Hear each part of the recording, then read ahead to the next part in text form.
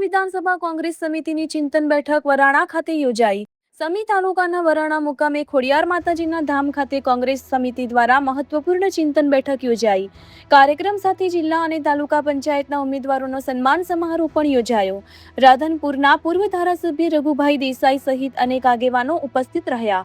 ચિંતન બેઠકમાં ભજાભાઈ આહિર, ડોક્ટર વિષ્ણુ ઝુલા, રમેશભાઈ દેસાઈ, આદિત્ય ઝુલા સહિતના નેતાઓ હાજર રહ્યા। તાલુકા પ્રમુખ અને જિલ્લા પંચાયતના સભ્યો પણ મોટી સંખ્યામાં જોડાયા। તાજેતરની સ્થાનિક સ્વરાજ્ય ચૂંટણીમાં ચૂંટાયેલા ઉમેદવારોનું સન્માન કરવામાં આવ્યું। કાર્યકર્તાઓ અને હોદ્દેદારોની મોટી હાજરીએ કાર્યક્રમને સફળ બનાવ્યો। આગામી સમયમાં સંગઠન મજબૂત બનાવવા મુદ્દાઓ પર ચર્ચા કરવામાં આવી। એકતા સાથે કાર્ય કરવાની અપીલ સાથે બેઠક પૂર્ણ થઈ।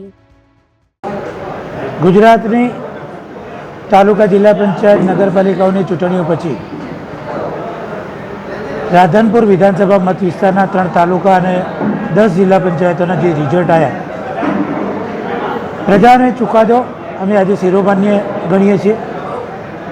પણ જે પરિસ્થિતિમાં ભાજપ આ ચૂંટણીઓ લાવે છે, એમાં સરકારી તંત્રનો બેફામ દુરુપયોગ, અમુક જગ્યાએ તો અમારા ઉમેદવારો જીતેલા હોય ત્યાં પણ એમના ઉમેદવારો ડિક્લેર કરી દેવા અને એમનું મોરલ તૂટી જાય એવું જે કામ ભાજપ કરી રહ્યું છે, એના સામે અમારી આ લડાઈ છે।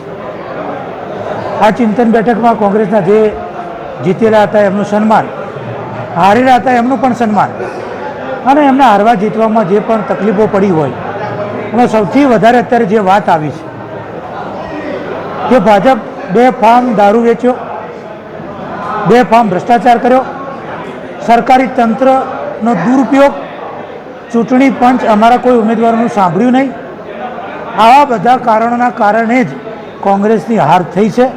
નહીંતર કોંગ્રેસ એક થઈને ચૂંટણી લડી છે અને કોંગ્રેસ 100% જે તાલુકા પંચાયતો અમારી બનવાની હતી, આ જીત એ ભાજપના સરકારી તંત્રની, ચૂંટણી પંચની જીત છે અને એના બેફામ જે ભ્રષ્ટાચાર કરેલા રૂપિયા, એના પાછળ જે લોકોમાં પૈસા ખર્ચ્યા અને દારૂ વેચીને ચૂંટણી જીતી છે એવું સાબિત થાય છે।